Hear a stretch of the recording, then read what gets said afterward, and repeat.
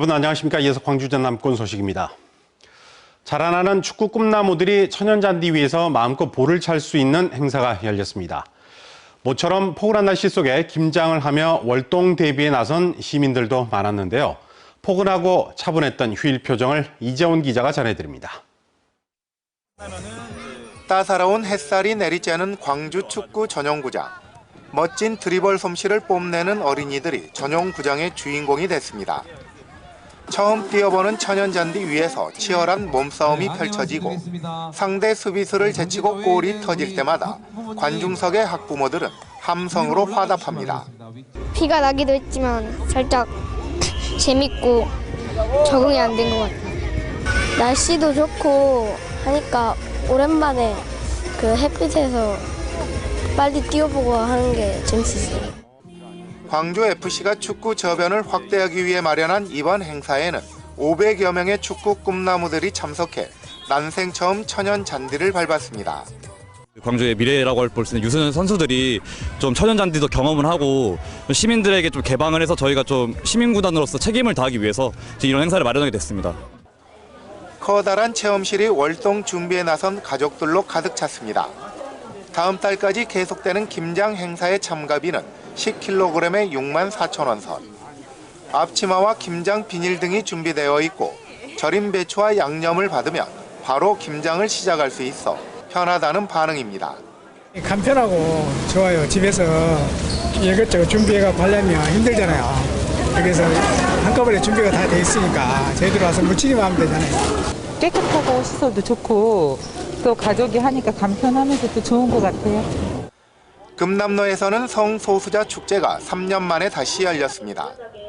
참가자들은 금남로와 중앙로 일대를 행진하며 차별금지법 제정을 외쳤습니다. MBC 뉴스 이재원입니다. 잊을만 하면 터지는 지역주택조합 사기. 서민들의 내 집 마련을 위한 꿈이 범죄의 표적이 되고 있습니다. 최근 여수의 한 지역주택조합에서도 200억 원대 사기 피해가 발생했는데 이를 막을 대책은 없는지 최황지 기자가 보도합니다. 선원 지주택 조합과 업무 대행사 사이에 맺은 계약서는 2개입니다. 이들 계약서 가운데 국토부의 표준 지침이자 여수시에 실제로 제출한 계약서엔 조합원 30% 이상 모집 시 대행비의 20%, 아파트를 착공하면 75%를 지급하는 조건이 담겼습니다. 하지만 조합은 전혀 다른 계약서를 하나 더 갖고 있습니다. 조합원을 50% 이상만 모집해도 대행비의 절반을 주고 조합 설립 인가만 받아도 80%까지 지급할 수 있습니다. 여수시에 제출한 계약서와는 달리 조합이 갖고 있는 계약서엔 착공도 하지 않은 상태에서 대행사가 대행비 대부분을 챙길 수 있게 됐습니다. 공지했습니다. 여수시에 말을 했다? 여수시에 공지를 했는데 여수시에는 그런 걸 보여주고 하는 그런 걸 솔직히 말하면 그때까지 그 생각 못했습니다. 조합 설립 인가 뒤 대행비를 한꺼번에 지급하면 업무 태만이 우려돼 정부는 단계별 지급을 권고하고 있습니다. 하지만 권고일 뿐 지자체가 계약 내용이나 지급 방식까지 들여다볼 법적 근거는 없습니다.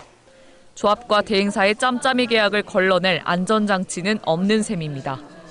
지자체의 관리감독 권한을 좀 주거나 아니면 그 조합원들이 계약하고 나서 계약 내용을 시에다가 신고를 해서 검증을 받을 수 있는 이런 절차를 따로 마련할 필요도 있어 보입니다. 관리 사각지대 속 이면 계약까지 밝혀지자 여수시도 뒤늦게 사태 파악에 나섰습니다. 최근 여수시는 조합과 업무 대행사를 주택법 위반으로 고발했습니다. 이행 시스템 점검 및 주택법 위반 사항을 검토해서 과태료나 행정조치 등을 할 예정이고요. 또 전남도 주거복지센터와 합동으로 조합원 피해 지원 방안도 강구토록 하겠습니다. 잊을만 하면 반복되는 지주택 사기. 좋은 위치에 있는 곳에서 그냥 가족들 같이 살았으면 좋겠다는 생각에 조합을 신청을 해서 집을 구하려고 한 거였는데 사기치려고 하는 얘네들한테는 사람의 마음 심리가 굉장히 좋은 거였죠. 내 집 마련이란 꿈을 볼모로 한 피해가 더 이상 반복되지 않도록 촘촘한 관리 감독 강화가 절실합니다. MBC 뉴스 최양수입니다. 신안군 가거도 슈퍼방파제 공사에 설계와 감리를 하나의 업체가 맡은 사실이 확인됐습니다. 입찰을 거쳤다고는 하지만 석연치 않은 점이 한두 가지가 아닌데요. 해당 업체는 해양수산부 퇴직 관료들이 잇따라 자리를 옮긴 곳이어서 전관예우 그리고 해피아 의혹 같은 단어들이 따라붙고 있습니다. 박혜진 기자가 취재했습니다. 태풍 무이파로 가거도 방파제가 유실된 지난 2011년. 당시 슈퍼 방파제를 짓겠다던 정부가 낸 27억 원짜리 설계 용역 입찰 설명서입니다. 공고는 한 달 새 4차례나 바뀝니다.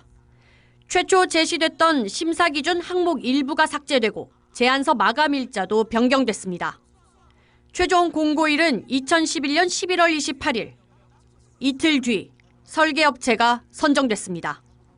긴급 복구라도 최소 5일 이상의 공고 기간을 두도록 한 일반 입찰 기준과도 달랐습니다.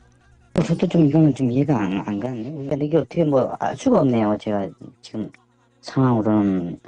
용역을 따낸 설계업체는 너비만 80m가 커졌는데도 별도의 집안 조사를 하지 않았습니다. 오래전 조사 결과를 베껴 쓴 건데 연약 집안 누락에 따른 설계 변경으로 400억 원 이상 공사비 증액의 원인이 됐습니다. 해수부는 정말로 설계 당시에 연약 집안이 있는 걸 몰랐나요? 네, 그랬으니까 그렇게 설계를 했겠죠.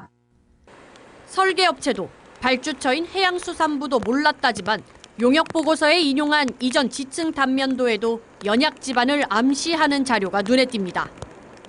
조금만 충격을 줘도 30cm씩 뚫리는 집안이 표시돼 있습니다. 단단한 구간과 달리 연약 집안 가능성을 유추할 수 있습니다.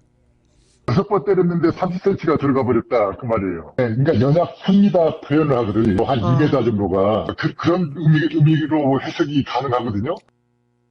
집안이 약하다라는 거를 충분히 가능성을 인지하고 있었냐라는 걸 여쭤보는 건데. 예, 그 위치로 뚫어보는 게 아니잖아요. 저희가 뚫어보지도 않고 가정에서 연약 집안이 있다고 설계할 수는 없잖아요. 연약 집안이 있으면 설계 변경하면 되는 거고.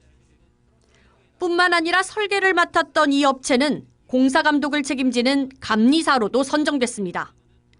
이후 일부 직원들이 설계 변경으로 증액된 예산 가운데 시공사 직원들과 짜고 200억 원대를 나눠 챙긴 혐의로 지금도 재판을 받고 있습니다.